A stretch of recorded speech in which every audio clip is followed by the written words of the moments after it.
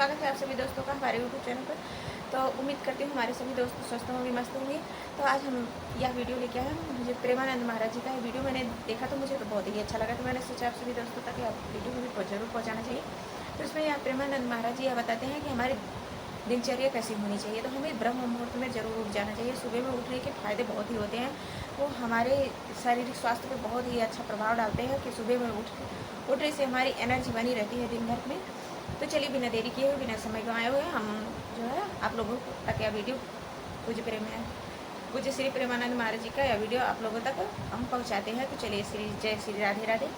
तो चलिए हमारे वीडियो में बने रहिएगा लास्ट तक। बहुत ही अच्छा वीडियो है, आप लोगों को बहुत ही सीख मिलेगी, क्योंकि हमारे जीवन में भगवान के नाम के अलावा और कोई मकसद है ये नहीं है। तो ये वीडियो देखिएगा जरूर और लाइक शेयर कमेंट जरूर करिएगा। हो गए और काल का तमाचा लगा पूरा का पूरा सब। देखो, अगर परिवार में रह करके आप भगवत भावना नहीं करते तो सब परिवार में रहकर आ सकते हैं और सब दुर्गति को प्राप्त होते हैं। ध्यान दीजिए, अविनाशी होते हुए भी अविनाशी भाव में ना होने के कारण मुझ अविनाशी तत्व को विनाश की पूरी लीला सहनी पड़ती है, पूरे कष्ट सहने पड़ते हैं। नहीं सहने पड़ते? देखो आप, मेरे पास इतनी खेती, इतना बैंक बैलेंस, इतना परिवार, ऐसा और देखो हमारी दिनचर्या में ऐसा चलता है, हम ये खाते रहे, ऐसे करते रहे, ऐसे और ये सब होता रहा है। अगर हमें भजन मार्ग में तो ये सुविधा चाहिए, ऐसा इतना कमजोर हो गया है मनुष्य। ये उल्टी बुद्धि लेकर जब परमार्थ में चला जाता है तो थोड़े ही समय में वो परमार्थ से विमुख हो जाता है। थोड़ा ब्रह्म मुहूर्त में उठना चाहिए। देखो, यदि जीवन को सार्थक करना है तो जिसके शैया में लेटे हुए सूर्य भगवान का उदय हो जाता है, उसकी आयु, बुद्धि, श्री, तेज, बहुत सी बातें नष्ट हो जाती। अगर आपको जीवन में चाहे लौकिक उन्नति प्राप्त करनी हो या पारलौकिक, प्रातःकालीन कम से कम सूर्य उदय होने के 2 घड़ी पहले, 24 दूनी 48 मिनट, अभी सूर्य उदय होने में 48 मिनट है, आपने सैया छोड़ दिया। इसके आगे सूर्य उदय होने के 48 मिनट पहले आप सैया से हट जाएं। अगर आप रात्रि में जगे हैं तो सूर्य उदय होने के 48 मिनट बाद फिर आप सो जाएं। लेकिन वो जो बीच का समय, प्रातःकालीन संध्या भुवन भास्कर भगवान पधार रहे हैं, तो आप सो रहे हो, तो आपकी आयु, आपका वैभव, आपकी बुद्धि, ये सब नष्ट होने लगती है, पता नहीं चलता लोगों।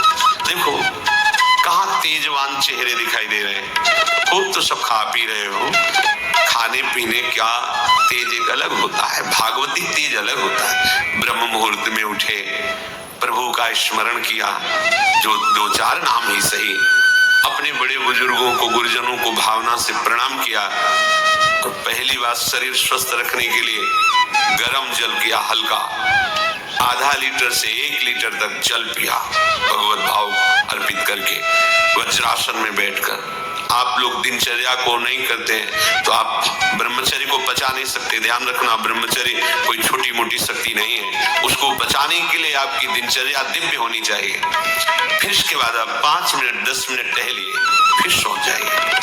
फिर जो शौचाचार की पवित्रता बताई गई उसके अनुसार आप स्नान आदि करके, पवित्र वस्त्र धारण करके, जैसे कोई महान व्यक्ति आ रहा है तो हम उसके आदर के लिए खड़े हो जाते हैं, ऐसे भुवन भास्कर पधार रहे हैं, हाथ जोड़कर प्रणाम किया, अर्घ्य दान किया, गुरु मंत्र जपा आदि। अब पढ़े हो आप कि हम तो 2-3 बजे तक जगे हैं, ऐसा अगर आप भजन में जगे हैं तो भी सूर्योदय के समय आप उठ जाइए। आपके गुरु आवे तो क्या आप सोते रहेंगे क्या? तो जगत गुरु है भुवन भास्कर, परम ज्ञान स्वरूप है, गायत्री छंद रूपी घोड़े हैं इनके रथ के, स्वयं भगवान अरुण देव सारथी हैं, और भगवान पीछे वर्णन के, मैं ही सूर्य रूप से जगत को प्रकाशित करता हूँ और ताप के द्वारा जल को सोख कर मैं ही वर्षा कराता हूँ। भगवान का आदर करना। जो सूर्योदय तक सोते हैं उनकी बुद्धि में भागवतिक बातें, अध्यात्म बातें आ जाए मेरी सामने। अगर आप थोड़ा भी शरीर स्वस्थ रखना चाहते हैं तो जैसे नियम से भजन वैसे व्यायाम आवश्यक है। सबसे प्रार्थना है ये दवाइयों के बल पर जीना बंद करो। शरीर में जितनी आवश्यकता जल की है अगर उतना नहीं जाएगा तो आपकी एसिड बनेगी, फुंसियां निकलेंगी, कब्ज बनेगा, कई परेशानी। हम साधकों को कहते हैं कभी कभी जैसे पूछते कितना जल पिया, वो कभी तो पिया नहीं। ये शरीर है, एक गाड़ी है, कोई सच्चिदानंद नहीं है। उचित आहार, उचित जल, व्यायाम के लिए पूरे समय नहीं। और अभी 10 दिन बीमार पड़ोगे फिर देखो, आप कहते समय नहीं है। हमने अपने बीमार स्थिति की दिनचर्या को बताया, सिद्ध धाम की 2 बजे उठना जो आपको बोल रहे हैं ऐसे ही दिनचर्या करते और 45 मिनट व्यायाम। इसके बाद तुरंत प्रणाम करके वृंदावन की परिक्रमा, फिर आके श्री जी की मंगला, फिर आके 9 बजे तक गुरुदेव भगवान की सेवा में, फिर वहां से आके श्री जी का श्रृंगार, फिर भिक्षावृत्ति आदि 12-1-2 बजे तक। कोई चाय, कोई पानी, कुछ ऐसा कुछ नहीं कि बाल भोग कुछ नहीं, था ही नहीं। जिंदगी में 100 ग्राम दूध नहीं खरीदा कि भाई हमारा दूध बंद, कभी नहीं ऐसा। पर कभी ऐसा महसूस नहीं हुआ कि मैं बहुत कमजोर हूँ। ब्रह्मचर्य को बचाने के लिए बहुत शरीर को क्रियाशील होने की आवश्यकता है। या तो प्राणायामों के द्वारा, आसनों के द्वारा, वो अब ना आसन है, न प्राणायाम है, न व्यायाम है। और फिर क्या, कैसे भावना आपकी भगवत भावना बनेगी? तो एक प्रमाद स्थिति, एक छिन्न भिन्न खिन्न स्वभाव नहीं बात बनेगी। अध्यात्म का साधक जो होता है नवीन खिला हुआ कमल जैसा, मुख प्रसन्न तन तेज विराजा, रामचंद्र कर कोई असाध्य रूप, कोई बहुत पीड़, वो बात अलग है। तो ऐसा वो जैसे कमल खिला होता है ऐसे खिला रहता है। क्यों? हर समय चिंतन सही, आचरण सही, सब कुछ सही। जो भगवत भावना विहीन जीवन है वो मुर्दा जीवन है। जिन हरि भगत हृदय नहीं आनी, जीवित सब समान थे प्राण। वो जान नहीं रहे, मुर्दे जैसा जीवन है। क्या जीवन का मान? वही गंदे भोगों को भोगना, उसी का चिंतन करना और भोग भोगने वाले शरीर को स्वस्थ रखने के लिए विषय सामग्री इकट्ठी करना, इसके बाद मर जाना। बोलो इसके अलावा और क्या है? ये बनाया, वो बनाया, वो बनाया, जरा सा हिला, पूरा का प्रांत नष्ट हो गया। क्या है इसमें? शाश्वत क्या है? हमें तसल्ली होती है, हमने एक मकान बना लिया, तसल्ली होती, 4 लड़के हो गए और काल का तमाचा लगा, पूरा का पूरा सब। क्या तसल्ली? हृदय को तसल्ली तब दो जब नाम चल रहा है, राधा राधा राधा। दिनचर्या ही नहीं बन पा रही है आज के नए समाज की, दिनचर्या ही नहीं बन पा रही, भगवत भावना ही नहीं है। देखो, अगर परिवार में रह करके आप भगवत भावना नहीं करते तो सब परिवार में रहकर आसक्त हैं और सब दुर्गति को प्राप्त होते हैं। जब तक भगवत भावना नहीं है तब तक सब अविधि पूर्वक है। मान लीजिए सब अविधि, विधि भगवत भावना है। कुछ भी, किसी से भी, कोई भी, बस भगवत भाव, वही आनंद का अनुभव हो जाएगा। अतः उनके द्वारा किया गया देवताओं का पूजन मूल में मैं ही हूँ, मेरा ही है, पर वो अविधि पूर्वक है। अविधि पूर्वक का तात्पर्य है कि वो ये नहीं जानते कि इस रूप में सर्व सामर्थ्यशाली भगवान ही विराजमान है। कभी कभी मंत्रों का ज्ञान नहीं होता, पूजन की सामग्री शुद्ध नहीं होती, भाव शुद्ध नहीं होता, इसलिए उनका पूजा सेवा आगे चल करके फल प्रदान नहीं कर पाता। प्रभु कह रहे हैं मेरे में रिझाने के लिए किसी पूजा सामग्री की या किसी धन संपत्ति की आवश्यकता नहीं। पिता को बस इतना ही चाहिए कि वो अपनापन करके दौड़ के उनकी गोद में बैठ जाए, बस अपनापन प्रभु को चाहिए। माया की भूल भुलैया से वापस लौटिए और एक बात केवल बैठ जाए अगर हृदय में कि मेरे प्रभु अब मैं थक गया हूं, यहाँ कोई मुझे सहारा देने वाला नहीं, अपना नहीं, नाथ मुझे अपना बना लो। ये बहुत बड़ी बात है हृदय की। किसी के बहुत भाग्यशाली होगा उसके हृदय में बात आए, प्रभु उसकी रुचि का विषय बन जाते हैं। प्रभु जहां वो ऐसा भावना करता है उसकी रुचि हो जाती है प्रभु में। जैसे हमारी विषयों में रुचि, ऐसे प्रभु में रुचि हो जाती है। अब वो जो भी करता सब पूजा हो जाती है। ये राह से जल्दी सबको समझ में नहीं आता। ध्यान दीजिए, भगवत भावना विहीन आप जो भी कर रहे हैं वो सब अविधि पूर्वक है, भगवान कह रहे हैं। अगर भगवत भावना युक्त है तो जो भी कर रहे हैं सब विधि पूर्वक।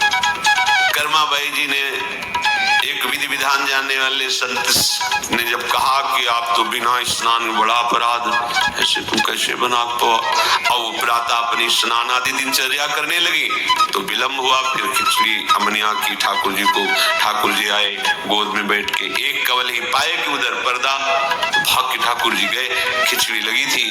पार्षदों ने कहा जय जय तो अभी भोग ही नहीं पधराया। फिर और बोले कर्मा भाई है ना, वो मुझे भोग लगाती, और पता नहीं उस महात्मा ने क्या समझा दिया विधि विधान, वो भोरी भारी हमारी भक्ता, वो अब नहाने धोने में समय लगाने लगी, इसलिए आज विलम्ब।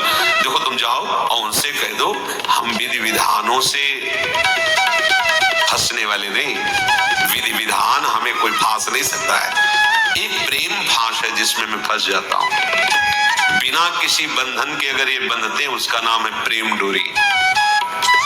जय श्री भट्ट प्रेम रस बंधन, क्यों छूटे दृढ़ फंद, बसो मेरे नैनन में दो चंद। ये बात सबकी समझ में नहीं आती। जाओ उनको कह दो जैसे वो बनाती थी वैसे ही बना दो।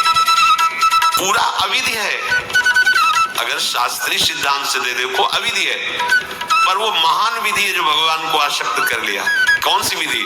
मेरे अपने प्रभु, मेरे प्यारे रात में भूखे रहते होंगे, ये भाव, भगवत भाव विहीन जितना जो कुछ आप कहोगे कि कैसे अविधि पूर्वक भगवान कह रहे हैं। देखो जब मथुरा के ब्राह्मणों को भगवत पार्षद सखाओं ने निवेदन किया कि भगवान श्री कृष्ण और बलराम आज इधर ही गाय चराने आए हैं और वो भूखे हैं, आप थोड़ा सा कुछ भोजन सामग्री दे दीजिए।